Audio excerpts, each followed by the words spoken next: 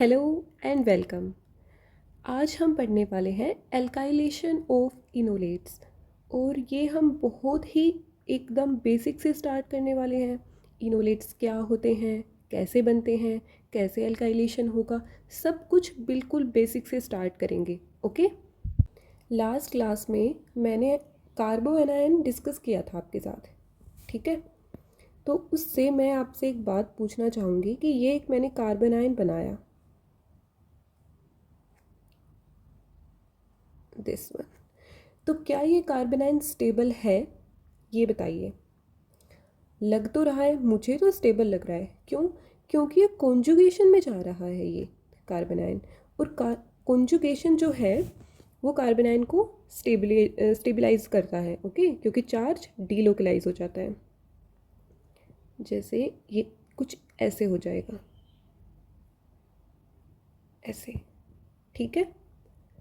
अब जो ये अभी हमने बनाया ना कॉन्जुगेशन के बाद, इसी को बोलते हैं इनोलेट्स, ठीक है। एक बार फिर से देखते हैं। अम, हम्म ये कोई कार्बोनिल कंपाउंड है, ऐसे। यहाँ पर ये दो हाइड्रोजन हैं। ओके। अब मान लो हमने इसमें ऐड किया बेस। बेस का क्या काम होता है? प्रोटॉन को रिमूव करना। कौन से प्रोटॉन को? एसिडिक प्रोटॉन को। और एसिडिक प्रोटॉन कौन से होते हैं? एसिडिक प्रोटॉन वो होते हैं जिनके रिमूव होने के बाद जो कार्बन आयन बनता है वो स्टेबल बनता है। ओके।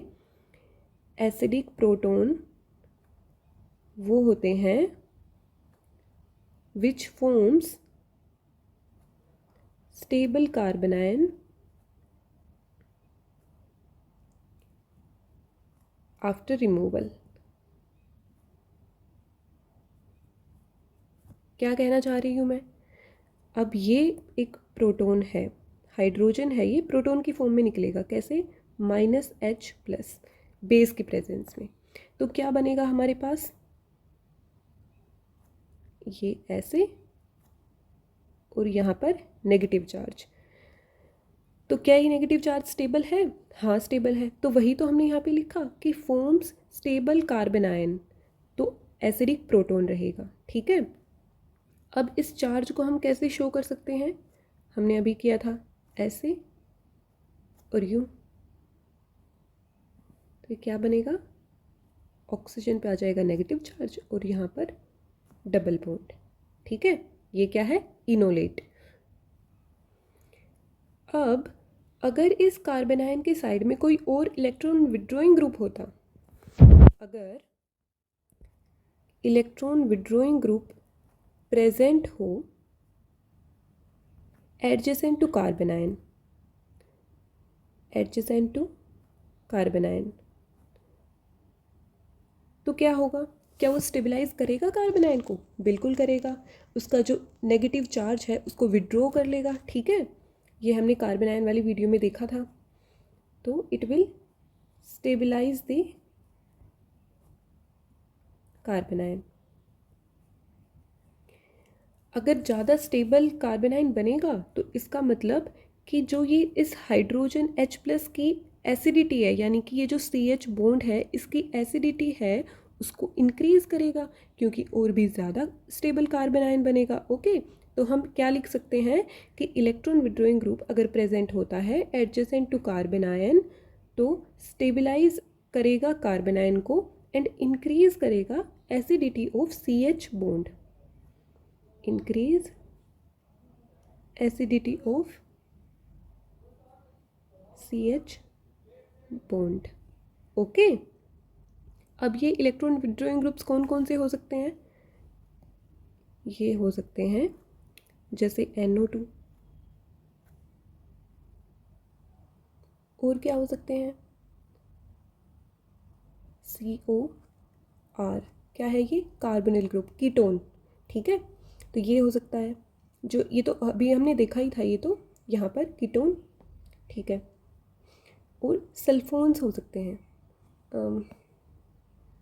SO2R, ये भी इलेक्ट्रॉन विड्रॉइंग ग्रुप है, या फिर CN।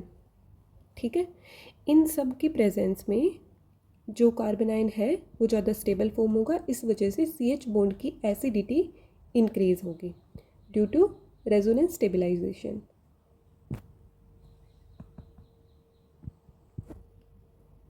ड्यू टू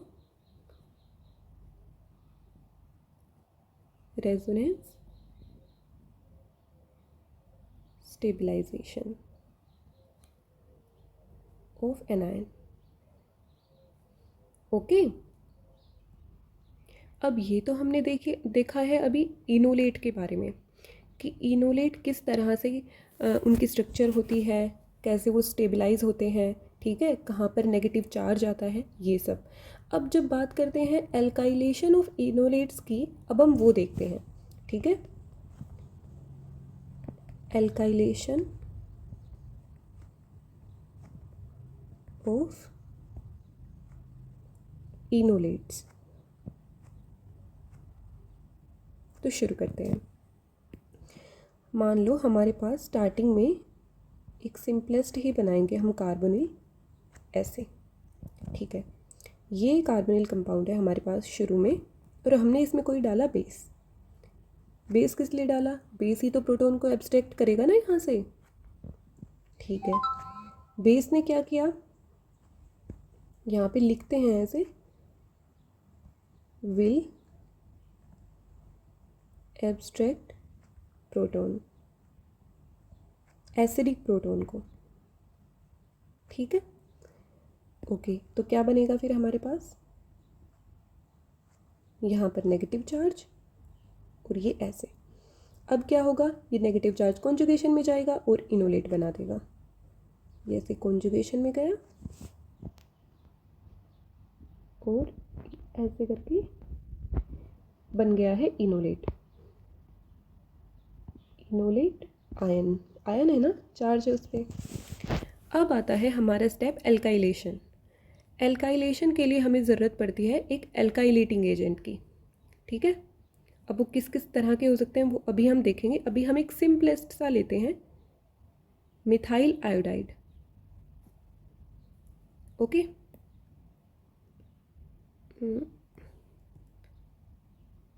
इस वाले पेन से, मिथाइल आयोडाइड।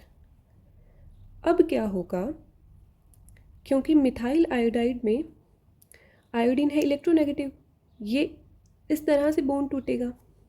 ठीक है, तो कार्बन पे आया पॉजिटिव चार्ज। अब कार्बन पे पॉजिटिव चार्ज आया एंड यहाँ इनोलेट आयन पे क्या है, नेगेटिव चार्ज। तो इसका मतलब ये पॉजिटिव नेगेटिव कंबाइन हो सकते हैं, इनोलेट अटैक कर देगा कार्बोकेटायन पे। तो ये अटैक जो है ना, यहाँ पे कार्बोकेटायन एक्चुअल में बनता नहीं है। क्यों? क्योंकि यहाँ पर SN2 मैकेनिज्म फॉलो होता है, ये आपको हमेशा याद रखना है।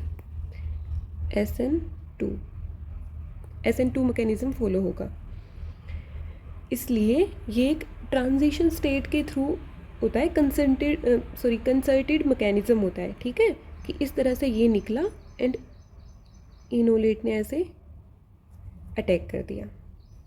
अब होगा क्या कि यहाँ दो तरह से अटैक हो सकता है।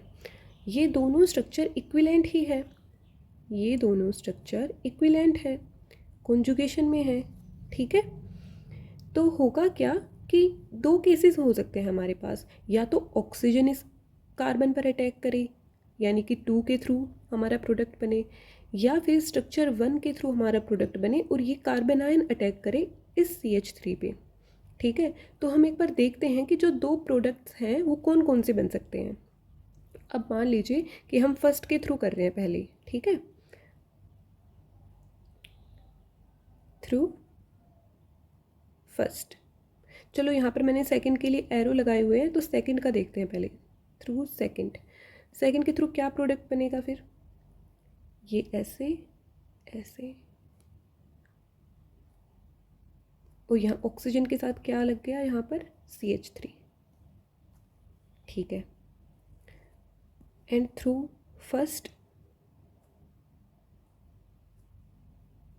क्या बनेगा, कार्बन आयन यहाँ पर अटैक करेगा करेगा ना CH3 पे। ओके, यहाँ पे डबल बॉन्ड O है और यहाँ CH3। ये हैं दोनों स्ट्रक्चर्स। तो दोनों में बॉन्ड कौन कौन से बने हैं? यहाँ पर ये बॉन्ड फॉर्मेशन हुई है और इस प्रोडक्ट में ये बॉन्ड फॉर्मेशन हुई है। इसका मतलब यहाँ पर सेकंड के थ्रू, अगर इनोलेट आयन के थ्रू यहाँ ऑक्सीजन अटैक अगर करता है तो जो नया बॉन्ड बना है वो कौन सा बॉन्ड बना है? Oxygen and carbon bond. यहाँ पर नया बॉन्ड कौन सा बना है? कार्बन। ये चेन में कार्बन तो था ही, कार्बन ने अटैक किया है ना CH3 पे, तो यहाँ पर बना है कार्बन कार्बन बॉन्ड। अब कार्बन एंड कार्बन का बॉन्ड ज़्यादा स्ट्रोंग होता है, ठीक है। Carbon carbon bond is more strong, ये आपको हमेशा याद रखना है, मोर स्ट्रोंग। अब जो स्ट्रोंग बॉन्ड बनेगा वो स्टेबल प्रोडक्ट रहेगा, ओके। इस वजह से हमेशा, ओके सॉरी, हमेशा नहीं, मोस्ट ऑफ द केसेस में कार्बन ही अटैक करता है कार्बन पे, ठीक है। तो प्रोडक्ट जो मोस्टली बनता है मेजॉरिटी ऑफ केसेस में वो थ्रू वन होता है, प्रोडक्ट फॉर्म्ड, ये बनता है, ठीक है, क्योंकि कार्बन कार्बन बॉन्ड जो है वो ज़्यादा स्ट्रोंग होता है। अब कुछ केसेस में हमारे पास ऑक्सीजन भी अटैक करता है, उन केसेस में स्ट्रक्चर जो है सबस्ट्रेट की वो अलग रहेगी, रिएजेंट पे डिपेंड करता है कि रिएजेंट कौन सा था, फिर एल्काइलेटिंग एजेंट पे, ये जो है इसको बोलते हैं हम, इसको एल्काइलेटिंग एजेंट, एल्काइलेटिंग एजेंट। क्यों? क्योंकि इसने एल्काइलेट कर दिया हमारे इनोलेट को। एल्काइलेट का मतलब होता है एल्काइल ग्रुप को अटैच कर दिया, दोनों में CH3 अटैच हुआ है ना, तो इसलिए इसको एल्काइलेटिंग एजेंट बोलते हैं, ठीक है। तो इतना हमें समझ आ गया कि कार्बोनिल ग्रुप से बनेगा इनोलेट आयन, इनोलेट आयन से होगा एल्काइलेशन और एल्काइलेशन के थ्रू बनेगा कार्बन कार्बन बॉन्ड, यानी कि अटैक जो होगा वो कार्बन के थ्रू होने वाला है एल्काइलेटिंग एजेंट पे, ओके। यहाँ तक क्लियर है आपको? ठीक है, अब आगे चलते हैं। अभी हमने देखा कि इनोलेट जब अटैक करता है एल्काइलेटिंग एजेंट पे तो अटैक होता है SN2 attack, SN2 attack of enolate. इससे हमें क्या बातें ध्यान रखनी है? SN2 में ट्रांजिशन स्टेट बनती है, इस वजह से क्राउडिंग को अवॉइड करने के लिए SN2 रिएक्शन मैकेनिज्म में always less hindered site is preferred, okay. तो लेस हिंड्रेंस प्रेफर्ड, ओके।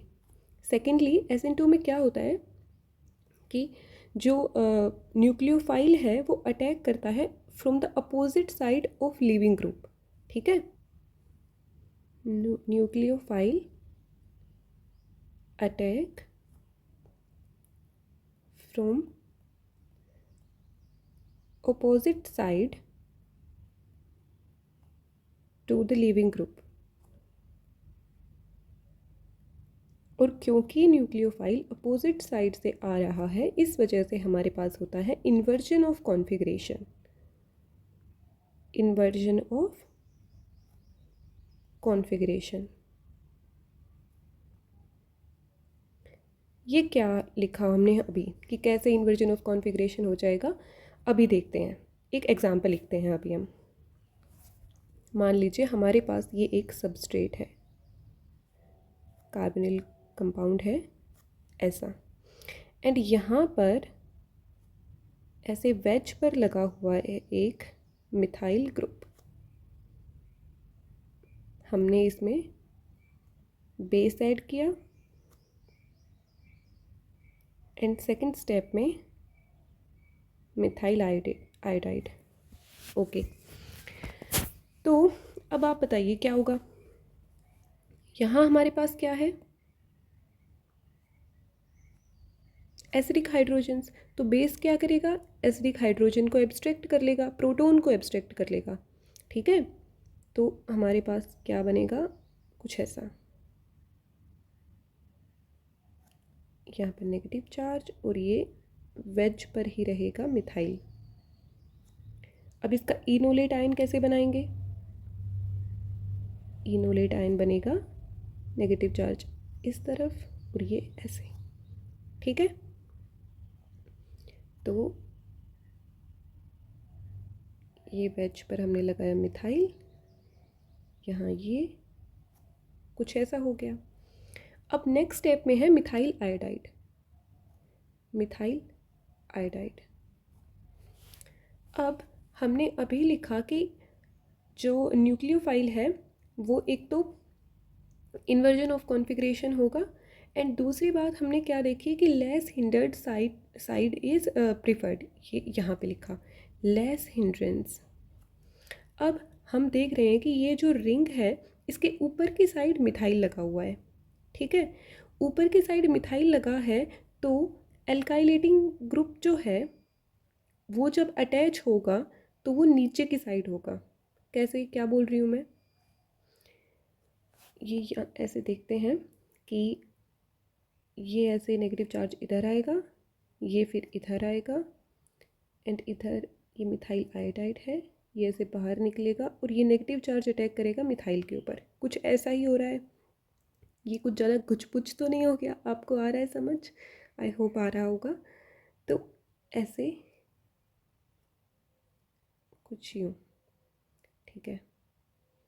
अब यहाँ पर डबल बॉन्ड O और यहाँ पहले से ही वेज पर मिथाइल था। तो अब जो ये इनकमिंग मिथाइल है वो डैश पर आएगा, यहाँ तक डैश, ठीक है। क्यों, क्योंकि SN2 रिएक्शन हो रही है, हिंड्रेंस को अवॉइड करेंगे, रिंग के ऊपर की साइड पहले से ही मिथाइल है, ठीक है। तो कुछ ऐसी कॉन्फ़िगरेशन बनेगी। ये हमें कैसे, इस अब हो सकता है कि अगर ये क्वेश्चन हो किसी एग्ज़ाम में आए आपके पास तो ऑप्शंस में हो सकता है ये भी प्रोडक्ट मिले आपको, ठीक है।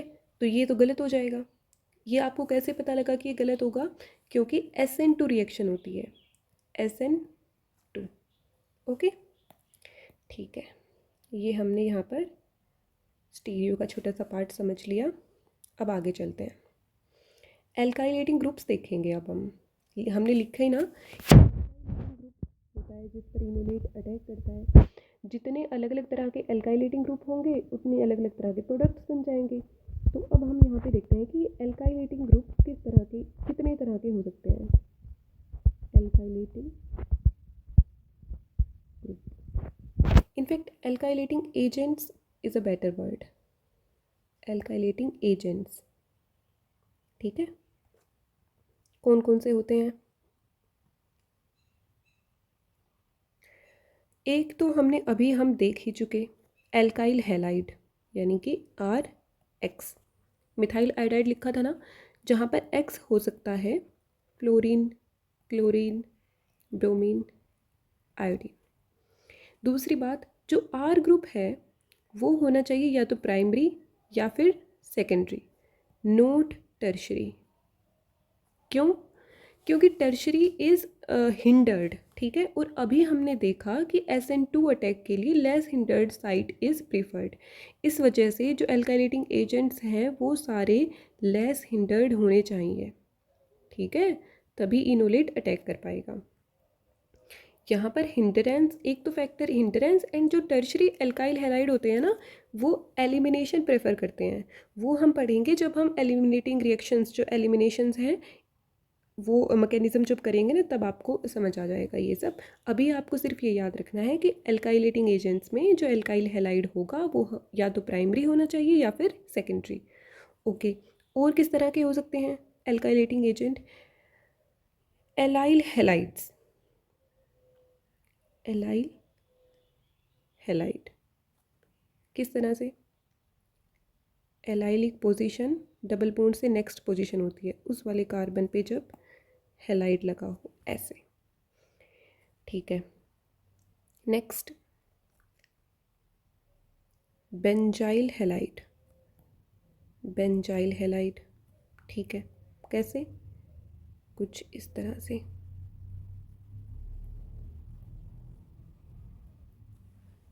ओके, और क्या हो सकते हैं? सल्फोनेट्स।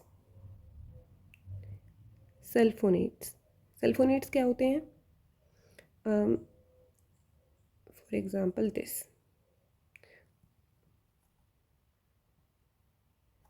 इसमें क्या होगा ना, ये बॉन्ड इस तरीके से टूटता है ऐसे, और ये CH3+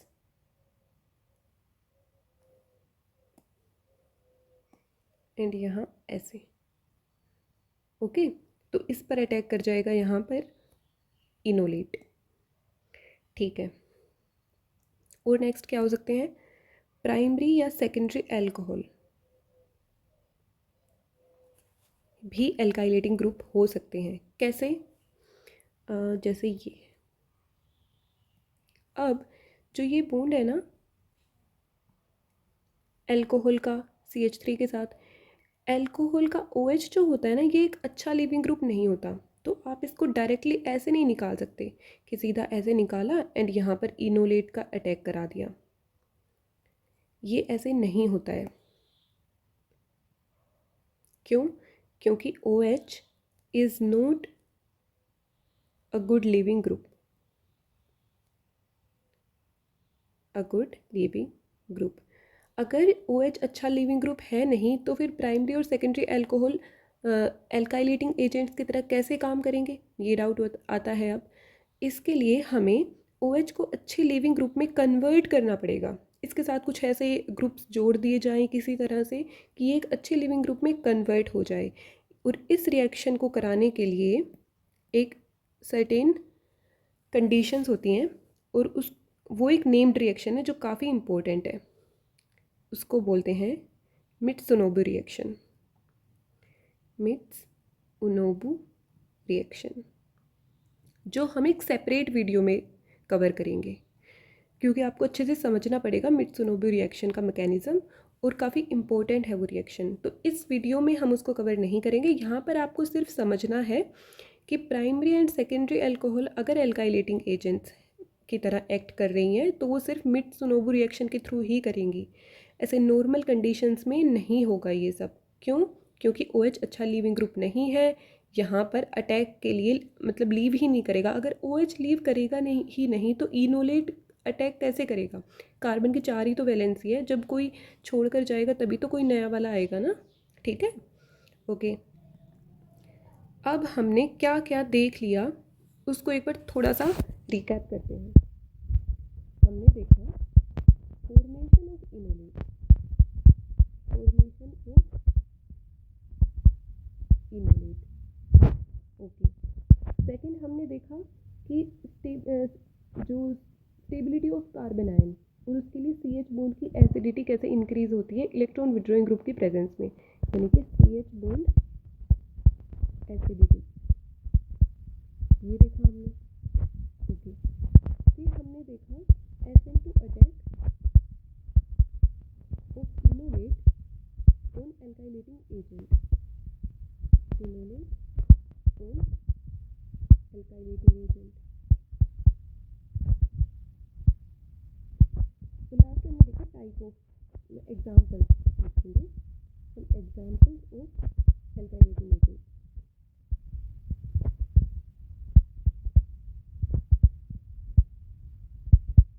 अब ये सारी चीज़ें आप एक बार वीडियो को पॉज करके आप इनको एक बार रिवाइज कर लेंगे। ये हम अभी जितना भी देखा ना, आप एक बार दोबारा से 2x पे करके वीडियो को देख लीजिए, क्योंकि अब हम करने वाले हैं कुछ क्वेश्चंस, कुछ रिएक्शंस सोल्व करेंगे। ओके, तो अब हम रिएक्शन सोल्व करते हैं कुछ। ठीक है, ये देखिए कोई सबस्ट्रेट है, यहाँ पर फर्स्ट स्टेप में ऐड किया हुआ है LDA। LDA क्या होता है? LDA एक बेस है, base, lithium diisopropylamide. ठीक है, और इसकी क्या खासियत क्या होती है कि ये लेस हिंडर्ड प्रोटॉन को निकालता है, less hindered proton abstracted. Okay, यहाँ पर LDA क्या करेगा? एसिडिक प्रोटॉन कहाँ पर है? ये रही यहाँ पे। ठीक है, तो LDA क्या करेगा यहाँ पे? यहाँ बन जाएगा कार्बन आयन। ये ऐसे पूरा स्ट्रक्चर जो पहले था वो हम ऐसे ही लिख देंगे, यहाँ पर बना देंगे कार्बन आयन। अब इनोलेट फॉर्मेशन, ये ऐसे एंड ऐसे, ठीक है। तो ये हमारे पास बन गया यहाँ पर इनोलेट। ओके, नेक्स्ट स्टेप में, सेकंड स्टेप में क्या दिया हुआ है, मिथाइल आयोडाइड। मिथाइल आयोडाइड ये क्या है, एल्काइलेटिंग एजेंट। Alkylating agent. तो यहाँ क्या होगा कि ये चार्ज वापस आएगा, ये इधर, ठीक है, और कार्बन अटैक करेगा मिथाइल पर। तो हमारे पास प्रोडक्ट क्या बनेगा, ये कुछ ऐसे, और बाकी ग्रुप्स जो हैं वो ऐसे कैसे लिख देंगे, यहाँ पर ऐड हो गया मिथाइल, ठीक है। तो ये हमारे पास बन गया प्रोडक्ट। इजी था, ठीक है। ये बताओ अब, यहाँ पर KOH बेस है, मिथाइल आयोडाइड एल्काइलेटिंग एजेंट। ये रिएजेंट्स तो आ गए हमें समझ। अब ये देखो, यहाँ पर कार्बोनिल ग्रुप के एडजेसेंट में दोनों तरफ प्रोटॉन्स हैं, इस तरफ भी हैं प्रोटॉन्स और यहाँ भी हैं प्रोटॉन्स। यहाँ पर आप कौन से प्रोटॉन्स को रिमूव करोगे, यहाँ आपको ये देखना है कि ये जो प्रोटॉन है इधर दोनों तरफ से स्टेबलाइजेशन है। इधर अगर कार्बन आयन बनता है, आप एक बार दोनों को बना के देखो, दोनों ही केसेस हम ड्रॉ करेंगे।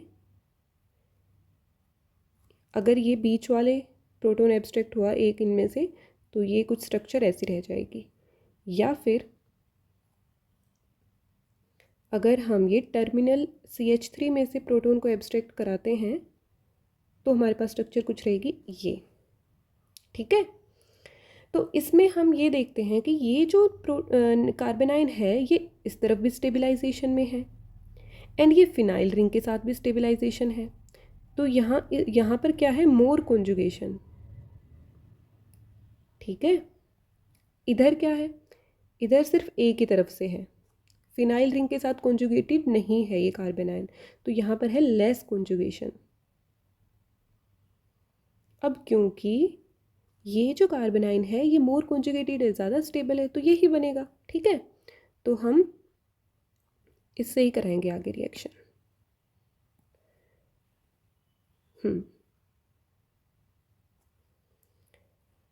इसका इनोलेट आयन बना देते हैं, यहाँ पे फिनाइल है,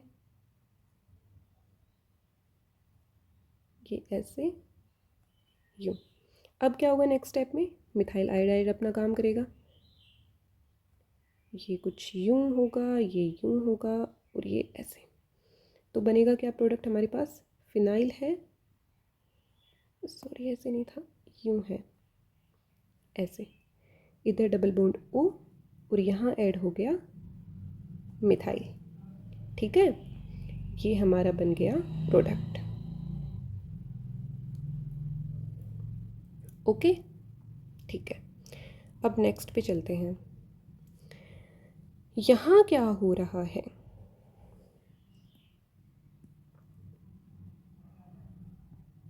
ठीक है।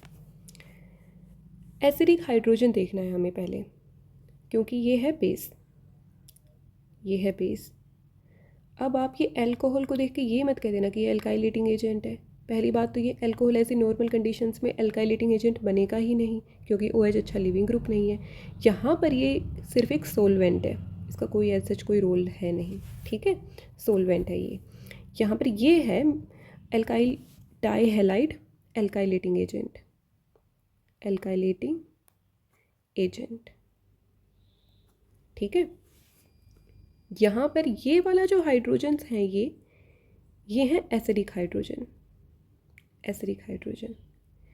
एक और बात, जो हम ये CH2 ग्रुप देखते हैं ना, जहाँ पे इलेक्ट्रॉन, जहाँ से हम निकालते हैं एसिडिक H को, ये जो CH2, एक मिनट, ये जो CH2 ग्रुप है ना, इसको बोलते हैं activated methylene. Activated methylene. Activated methylene क्यों बोलते हैं? क्योंकि इसके साथ इलेक्ट्रॉन विड्रॉइंग ग्रुप अटैच्ड होते हैं। ग्रुप अटैच्ड, जिसकी वजह से इसके एसिडिक हाइड्रोजन होते हैं। एसिडिक हाइड्रोजन, ठीक है, इसको एक्टिवेटेड मिथाइलिन बोलते हैं। तो अब यहाँ रिएक्शन को सोल्व करेंगे हम। होगा क्या?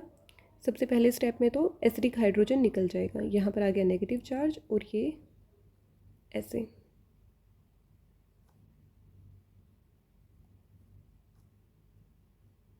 ठीक है, नेक्स्ट स्टेप में क्या होगा आगे?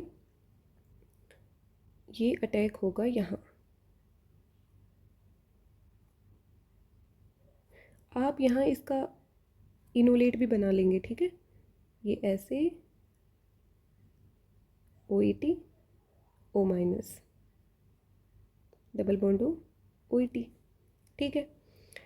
होगा क्या अब? ये ब्रोमीन ऐसे निकलेगा एंड ये कार्बन आयन अटैक कर देगा यहाँ। तो क्या बनेगा हमारे पास? यहाँ लिखेंगे ये कुछ ऐसे, इसको हम शॉर्ट में लिख देते हैं सीधा।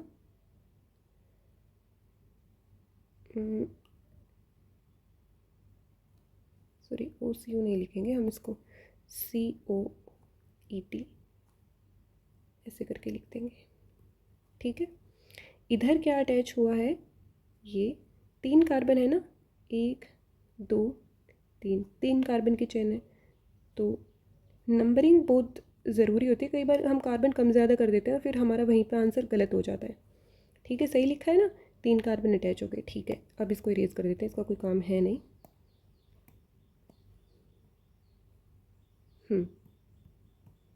ठीक है, बन गया। अब यहाँ क्या होगा? एक पॉसिबिलिटी है क्या, कि अगर ये एल्काइल हैलाइड निकल जाता है और यहाँ पर आ गया एक पॉजिटिव चार्ज, तो यहाँ पर ये हाइड्रोजन है, ये अभी भी बहुत एसिडिक है। क्यों? क्योंकि इस पर 2 इलेक्ट्रॉन विड्रॉइंग ग्रुप अटैच्ड हैं, COOET, ये जो एस्टर ग्रुप हैं, ये 2 अटैच हैं। इस वजह से ये बहुत ही एक्टिवेटेड मिथाइलिन है, ठीक है। तो होगा क्या कि ये बेस जो है इस एसिडिक हाइड्रोजन को फिर से रिमूव कर देगा। इस प्रोसेस को हम बोलते हैं डाई एल्काइलेशन। इसे बोलते हैं dialkylation. Dialkylation, okay, ठीक है। क्योंकि 2 बार एल्काइलेशन होगा यहाँ पर, क्यों वो भी अभी देखेंगे। क्योंकि साइक्लाइजेशन हो जाएगा एंड साइक्लिक, एक स्टेबल साइक्लिक प्रोडक्ट बन जाएगा, इस वजह से यहाँ पर होता है डाई एल्काइलेशन। फिर से बेस आएगा NaOET एंड फिर से क्या होगा? ये यहाँ पर नेगेटिव चार्ज आ जाएगा ऐसे।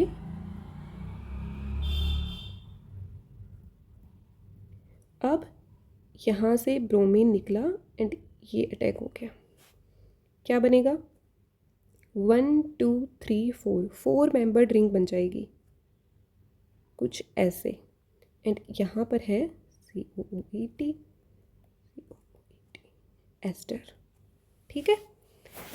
तो ये एक अलग, यहाँ पर डाई एल्काइलेशन हो रहा है क्योंकि 2 लिविंग ग्रुप प्रेजेंट थे एल्काइलेटिंग एजेंट में। और दूसरी बात, जो हमारा इनोलेट था उसका मिथाइलिन ग्रुप बहुत ही एक्टिवेटेड था due to the presence of 2 electron withdrawing groups. चलो शुरू करते हैं।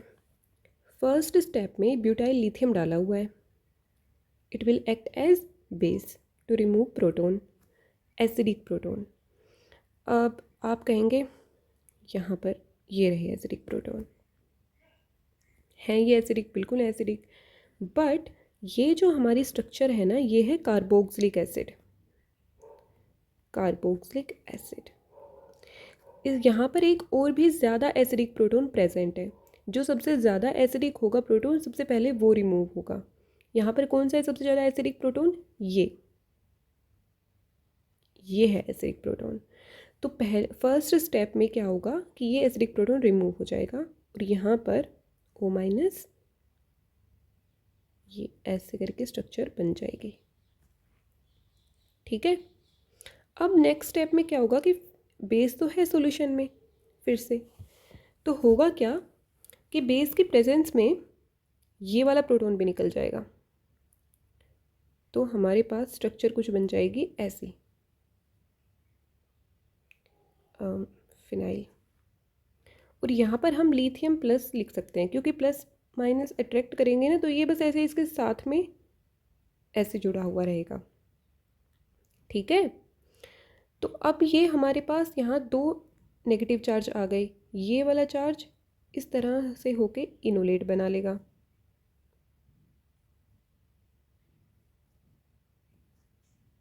ये ऐसा बन गया। अब इसको यहाँ पर लिथियम है, अब ये क्या बन गया हमारे पास, इसको हम बोलते हैं enolate dianion. Sorry, dianion क्यों? क्योंकि दो जगह नेगेटिव चार्ज है ना, इसलिए dianion, enolate dianion. अब समस्या आ गई, अब कहाँ पर अटैक होगा? जो एल्काइलेटिंग एजेंट पर अटैक होता है ना, वो कौन सा नेगेटिव चार्ज अटैक होगा? अब ये जो जनरल सा रूल है वो आपको हमेशा याद रखना है, वो ये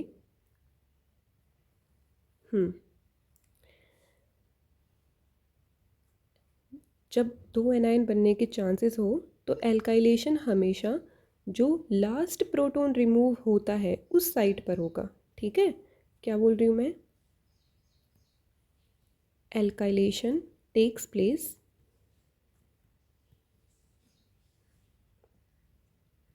at the site where last proton is removed, where last proton is removed। यहाँ पर लास्ट प्रोटॉन कौन सा रिमूव हुआ है? इस वाली साइड से। ठीक है, यहाँ पर फर्स्ट हुआ था, यहाँ पर सेकंड, तो इसका मतलब यहाँ पर होगा एल्काइलेशन। ओके, ठीक है।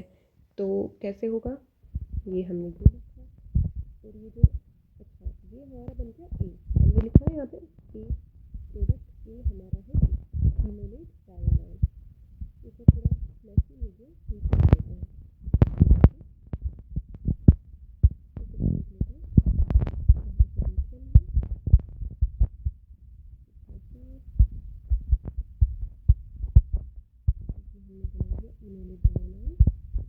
ये था ए हमारे पास, एल्काइलेटिंग एजेंट क्या दिया था, ये 5 माइनस दिया।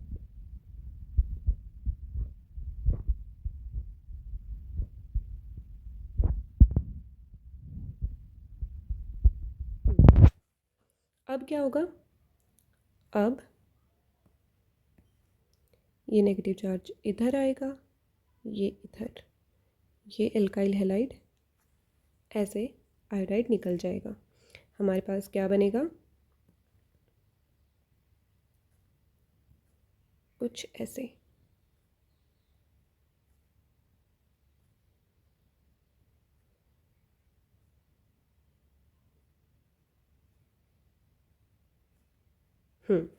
ये प्रोडक्ट बन गया हमारे पास। अब इसका हम करा देंगे हाइड्रोलिसिस। हाइड्रोलिसिस करने के बाद यहाँ से ये प्रोटॉन को एक प्रोटॉन को एब्जॉर्ब कर लेगा और यहाँ पर आ जाएगा हाइड्रोजन, H3O+ लिख सकते हैं यहाँ पर, हाइड्रोलिसिस। ठीक है, तो ये प्रोडक्ट बन गया।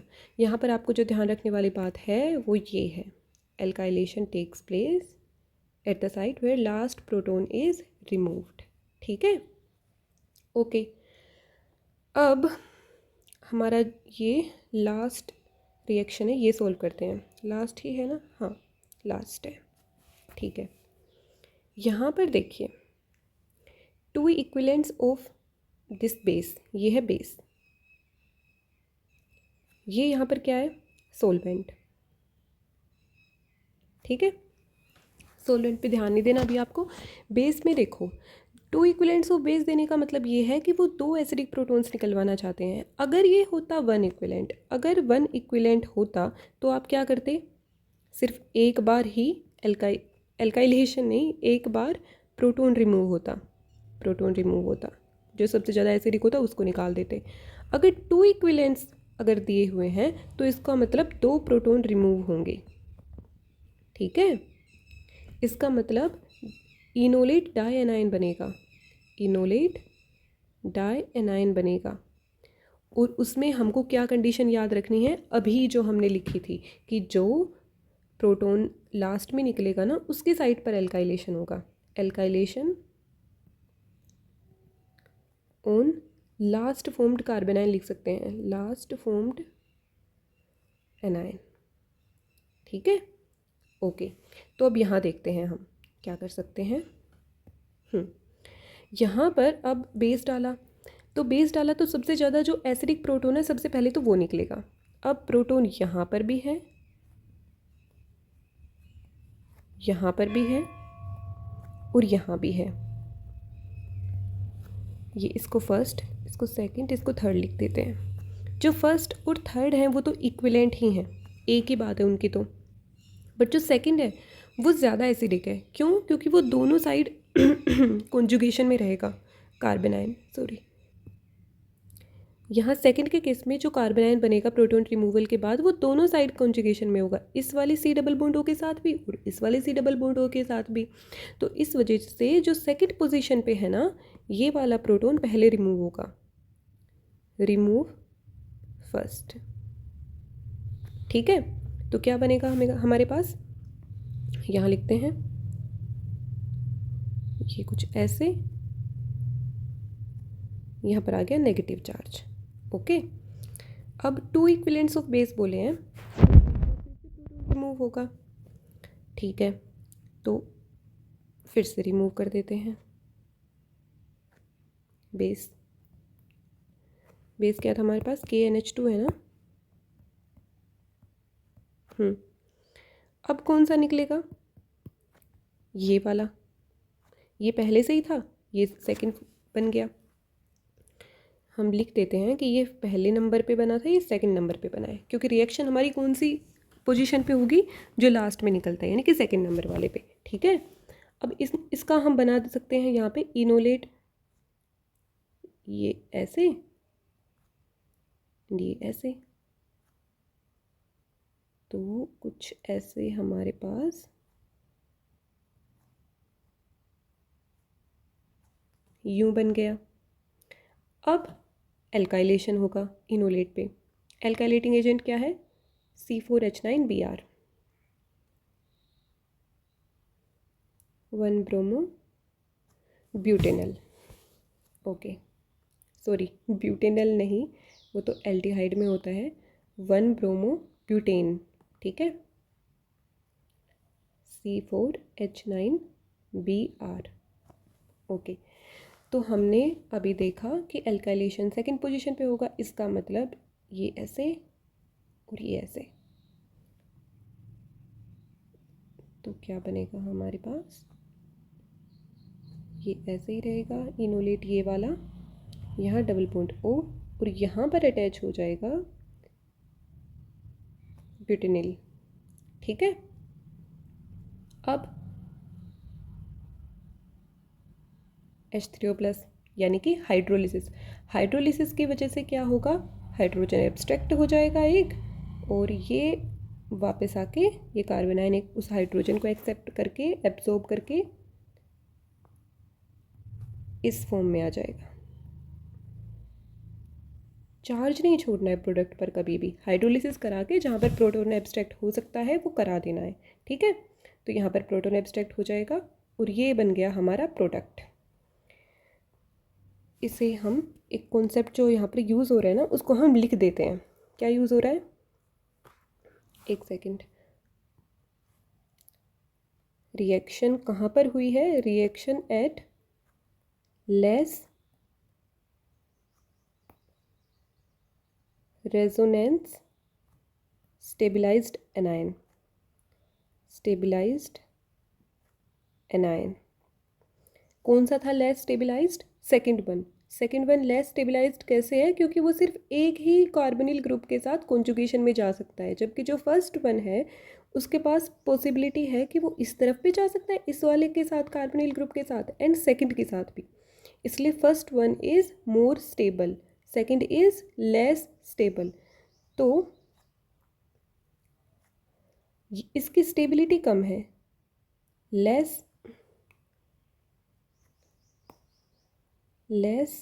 स्टेबिलिटी, सो मोर रिएक्टिविटी।